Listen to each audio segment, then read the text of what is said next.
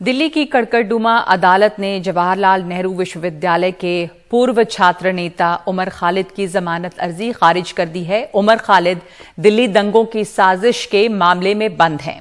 अदालत ने अपने आदेश में ये कहा है कि प्रथम दृष्टि में उमर खालिद के ऊपर लगे आरोप सही लगते हैं। आंदोलनकारी और जेएनयू के पूर्व छात्र नेता उमर खालिद की दिल्ली दंगों के मामले में जमानत अर्जी कड़कड़डुमा अदालत में खारिज हो गई। 34 साल के खालिद सितंबर 2020 से आतंक विरोधी यूएपीए कानून के तहत दिल्ली के तिहाड़ जेल में हैं।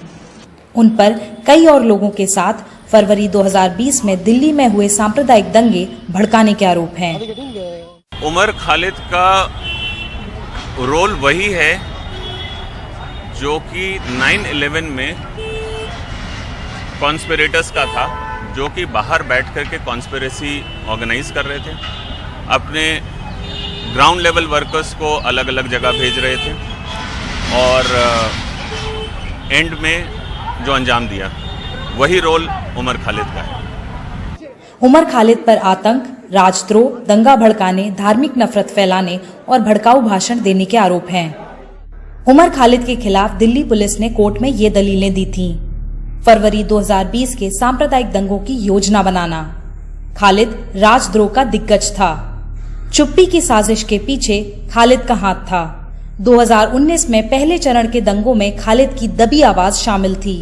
17 फरवरी 2020 को महाराष्ट्र के अमरावती में खालिद के भाषण ने दंगे के लिए उकसाया। खालिद धर्मनिरपेक्ष प्रगतिशील आंदोलनकारी के मुखौटे में था, क्योंकि प्रदर्शन स्थल मुस्लिम बहुल इलाकों में और मस्जिदों के नजदीक थे। सीए विरोध प्रदर्शन का उद्देश्य भारत सरकार को नष्ट, अस्थिर और विघटित करना था।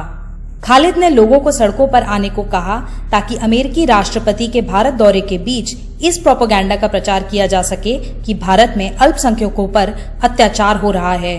दिल्ली में सांप्रदायिक हिंसा की शुरुआत के बाद सीए विरोधी प्रदर्शनकारियों के बीच फोन कॉल्स का सिलसिला जारी रहा। खालिद उन व्हाट्सएप चैट का हिस्सा थे जिनका इस्तेमाल साजिश को अमल करने में हुआ। दंगों के लिए भारत में और बाहर के देशों से फंड मिले। उमर खालिद की कोर्ट में दलील थी कि आरोप पत्र 9 बजे के चीखते हुए न्यूज चैनलों की स्क्रिप्ट जैसा था। उन्होंने कोई भड़काऊ भाषण नहीं दिया। गवाहों ने असंगत और मनगढ़ंत बयान दिए।